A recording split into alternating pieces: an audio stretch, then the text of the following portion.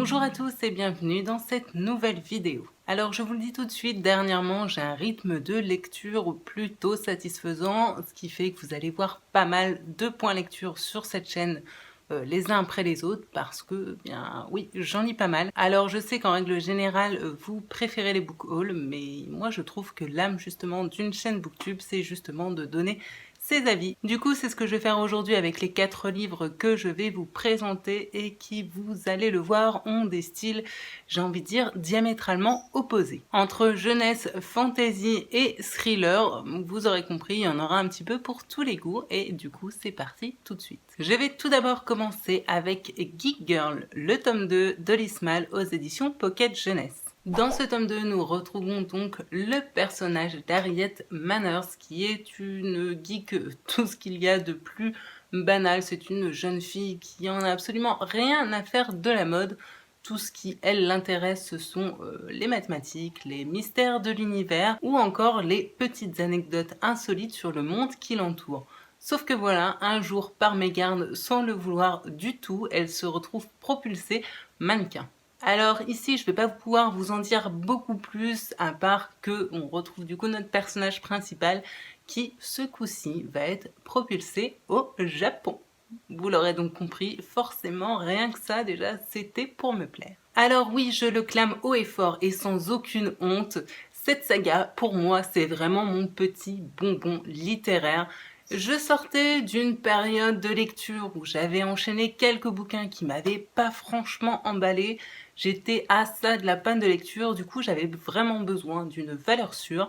Je me suis du coup jetée sur ce tome et bah clairement ça a fait le job. Geek Girl, c'est doux, c'est fun et c'est tellement drôle. J'ai vraiment aimé retrouver Harriet Manners qui est tellement attendrissante, un brin maladroite, même clairement maladroite, et puis qui a aussi un humour plutôt ravageur. C'est probablement mon côté geek qui va là vous parler, mais une fois de plus, j'ai adoré retrouver toutes ces petites anecdotes et statistiques sur les choses de la vie, complètement inutiles et futiles, mais voilà, c'est le genre de petits savoirs inutiles qui, moi, me plaisent énormément. Et puis, comme je le disais, pour ne rien gâcher, ce tome se passe au Japon, et plus précisément à Tokyo, enfin, quasiment tout le temps à Tokyo. Autant vous dire qu'avec les projets qu'on a avec Trip d'aller là-bas, bah ça m'a donné encore plus envie. Alors une fois de plus, clairement, ça ne révolutionne pas la littérature, mais pour moi, ça fonctionne toujours. C'est bien écrit, c'est drôle. Je sais qu'avec ça, je vais toujours passer un très bon moment de lecture, que je vais sourire, et j'aime vraiment me régaler des gaffes de cette petite nana que j'aime vraiment beaucoup voir grandir sur papier. Vous l'aurez compris, Geek Girl, c'est donc ma petite gourmandise littéraire. Et une chose est sûre, c'est que je vais très vite me procurer le tome suivant pour mon prochain coup de mou livresque. Et puis finalement, tout ce que j'ai envie d'en dire, c'est vive Harriet, vive la littérature jeunesse et vive les geeks. Pour le livre suivant, je suis partie dans un style littéraire que je n'ai pas du tout l'habitude de lire puisqu'il s'agit d'un livre de fantasy. Et c'est donc Dividing Eden de Joël Charbonneau aux éditions Milan. Concernant ce livre, ça va être un petit peu compliqué de vous faire un résumé sans trop vous en dire, donc je vais essayer de rester assez vague. Dans Dividing Eden, on se retrouve du coup dans un royaume où il y a plusieurs domaines, on va dire, mais un royaume principal avec un roi qui règne. Jusque-là, on est dans un univers assez classique. Dans ce royaume, il y est surtout question de vertus qui régissent un peu les choses, ainsi que d'une espèce de prêtresse qui voit l'avenir dans les étoiles. Bref, au sein de ce royaume, il y a surtout deux jumeaux, un frère et une sœur, qui vivent là. Alors, on sent tout de suite qu'avec leur mère, il y a une relation pas hyper saine, que la sœur a pour mission de protéger son frère, on ne sait pas trop de quoi, et le grand frère, donc l'héritier, ainsi que le roi, sont partis pour une guerre, il me semble, sauf que le jour où ils vont revenir, ce sera malheureusement 6 pieds sous terre, puisque les deux ont été assassinés. C'est donc là que va se poser le problème de la succession. Je ne vous en dis pas plus, et on va être dans un roman, voilà, où il va y être question du coup de royaume, de pouvoir, d'épreuves, de manigances, etc. j'ai déjà peur de trop vous en avoir dit, donc je vais clairement m'arrêter là. Alors, je vous le dis tout de suite, quand j'ai commencé cette lecture, j'étais un petit peu perdue. Déjà parce que ce n'est pas le genre de littérature que j'ai l'habitude de lire, mais ça passe encore, c'était pas le souci principal. Pour moi, le problème, c'était qu'on était complètement catapulté dans un univers, du coup, de fantasy, où on a un royaume avec une royauté dirigée par des vertus, avec des créatures mystérieuses qui se cachent dans la forêt. Ce monde imaginaire nous est livré sans grand détail, on ne sait pas grand-chose finalement de ce royaume, des choses qui le composent, de son mode de fonctionnement, bref, ce qui m'a vraiment gêné le plus finalement, c'est ce manque de détails. Car en plus, avec un tel univers, pour moi, il y avait vraiment matière à creuser et du coup, on crée véritablement un univers hyper complet et très riche, ce qui n'a pas été le cas. J'ai retrouvé un petit peu la même mécanique avec les personnages, c'est-à-dire qu'il y a pas mal de mystères qui les entourent. Ça, vous me direz, c'est normal, comme ça laisse un petit peu de suspense, mais finalement, je trouve qu'on en apprend assez peu sur leur vie et surtout sur leur passé. J'aurais également aimé qu'on creuse beaucoup plus leur caractère et leur psychologie. Bref, vous l'aurez compris, pour moi, un début de récit franchement bof, et puis est arrivé la moitié du bouquin, et là, je me suis complètement laissée emporter par cette histoire. À ce moment-là, l'action se met en place et plus on avançait, plus j'avais envie de savoir ce qui allait se passer et du coup de tourner et tourner les pages. J'ai aimé avancer dans cette histoire parce que les complots et les alliances se sont finalement mises en place. Vous le comprendrez donc, entre trahison, secret, manigance, j'ai eu l'impression de me retrouver un petit peu avec un Game of Thrones en beaucoup moins poussé, on est bien d'accord, beaucoup plus simpliste et plus lissé, mais il y avait quand même un petit peu de ça là-dedans. Comme je le disais, je n'ai pas l'habitude de lire ce genre de littérature, ce qui explique peut-être que finalement j'ai plutôt apprécié cette histoire, ce qui n'aurait peut-être pas été le cas pour des habitués du genre qui auraient peut-être trouvé ça un petit peu trop simpliste ou pas assez original, que sais-je.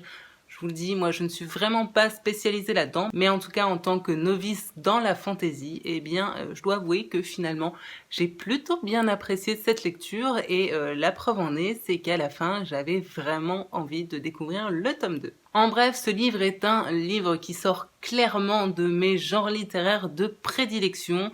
Alors comme je le dis, pour moi, il est clair qu'il a des défauts, mais malgré tout, j'ai passé un très bon moment de lecture. J'ai finalement beaucoup aimé et je ne regrette pas du tout de l'avoir découvert. Il me semble, enfin non, je suis sûre que le tome 2 est sorti et il me semble que c'est un diptyque à vérifier. Là encore, voilà, je suis pas spécialisée du tout. J'ai plutôt bien aimé la plume de Joël Charbonneau, qui est pas hyper travaillée, mais plutôt fluide, et voilà, ça passe bien. Donc, quoi vous dire, à part que dès que je trouve le tome 2, eh bien, je me le procure et je continuerai les aventures de ce frère et de cette sœur qui ont beaucoup de choses, je pense, encore à nous livrer. Et après toute cette fantaisie, ce chamallow et ces bons sentiments, etc., j'avais besoin clairement de retourner dans le dur et donc de retourner à mes genres de prédilection avec des romans beaucoup plus sombres et cracra et oui, même j'avais envie d'un truc bien dégueulasse. Toujours est-il que du coup, je me suis tournée vers La Maison de Poupée de M.G. Arlige aux éditions 10-18. Alors, vous vous en doutez, dans ce tome, on va de nouveau retrouver le personnage d'Ellen Grace, qui était déjà le personnage central de Amstramgram et de Il court le furet, les deux premiers tomes de cette saga. Ici, on se retrouve dès le début du récit avec une jeune fille qui se réveille dans une pièce et qui comprend très vite que cette pièce, ce n'est pas chez elle et elle va vite se rendre compte qu'elle est dans une sorte de cave où on a essayé de recréer un espèce de décor de maison de poupée et parallèlement à ça, une famille qui est tranquillement partie pique-niquer sur la plage va mettre à jour le corps d'une femme et on va assez rapidement l'identifier pour se rendre compte que cette femme n'avait jamais été portée disparue puisque sa famille continuait à recevoir de sa part des nouvelles via les réseaux sociaux. Clairement, je ne vous en dis pas plus. Tout ce que vous avez besoin de savoir, c'est qu'on va de nouveau se retrouver avec Ellen Grace, toujours à Southampton, et que c'est du M.G. Arlige, et que, ma foi, ça défonce. Vous l'aurez compris, ce livre fut un bonheur de lecture et clairement, je l'ai dévoré. Il n'y a aucun doute, le style de M.J. Erlich, avec moi, ça fonctionne. Le fait qu'il y ait des chapitres courts, bien découpés et son style hyper fluide et bien rythmé, que dire à part Banco, avec moi, ça fonctionne à tous les coups. Et après en avoir lu 3 de cet auteur, je peux le dire clairement aujourd'hui, M.J. Erlich fait désormais partie de mes auteurs préférés. Je dois avouer que j'ai encore plus aimé Helen Grace dans ce tome-ci parce que je l'ai trouvé moins déprimée, beaucoup plus déterminée et j'aime vraiment son caractère de fonceuse et de meneuse de groupe. En gros, vous l'aurez compris, cette femme, elle a des balls. J'ai également apprécié le fait que le personnage de Charlie soit tout de même présent dans ce tome-ci, même si j'ai clairement eu le sentiment que dans ce tome, par rapport au précédent, on s'est vraiment recentré sur le personnage d'Helen Grace qui est vraiment au centre de tout, et finalement les personnages secondaires sont ici presque un petit peu anecdotiques. Jusqu'au bout, l'auteur mène bien son intrigue, alors je vous préviens, c'est finalement un policier assez classique, mais c'est tellement bien écrit et bien mené que j'ai même pas regretté qu'à la fin il n'y ait pas un gros twist de malade. C'était très bien comme ça et finalement j'en attendais pas plus et ça a totalement comblé mes attentes. On sent parfaitement que M.J. Erlich a trouvé son style d'écriture et également a trouvé une construction de récit qu'il utilise finalement à chaque fois, mais comme l'histoire, la trame de fond est différente d'un tome à l'autre, finalement moi ça me dérange pas, et puis le plus important, comme je le disais, c'est que cette construction, ça fonctionne sur le lecteur. En tout cas, sur moi, ça fonctionne, mais alors à 100%. J'ai eu le sentiment que ce tome, encore plus que les autres, tourne vraiment autour des femmes. Ici, on y dépeint vraiment les femmes dans ce qu'elles ont de meilleur comme de pire. On y retrouve ainsi des femmes victimes, des femmes manipulatrices, des femmes qui doutent, des femmes qui deviennent mères, des femmes angoissées, des femmes ambitieuses et aussi des femmes courageuses. Bref, vous l'aurez compris, pour un auteur masculin, je trouve qu'il s'attarde vraiment beaucoup plus sur ces personnages féminins que ces personnages masculins,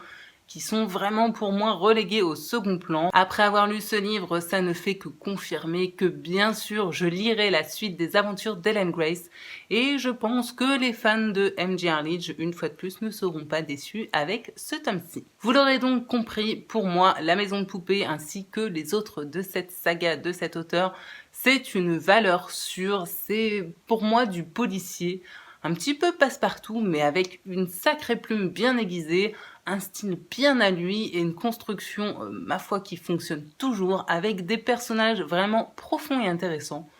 Bref, que vous dire de plus, à part essayer, commencez par Amstramgram.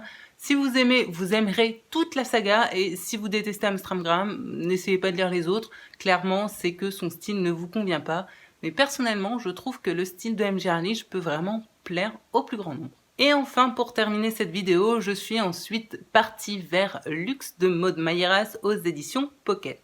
Pour ce livre, je vais essayer de vous en faire un résumé vraiment très succinct, je m'en excuse par avance, mais c'est vraiment dans un souci de ne pas vous spoiler et comme moi je l'ai découvert vraiment en sachant très peu, parce que pour moi ça pourrait gâcher pas mal de choses. Tout ce que je vais pouvoir vous en dire, c'est qu'on se retrouve avec le personnage de Antoine qui retourne au début du récit en Australie. On sait tout de suite que ça fait 20 ans qu'il n'a pas mis les pieds là-bas.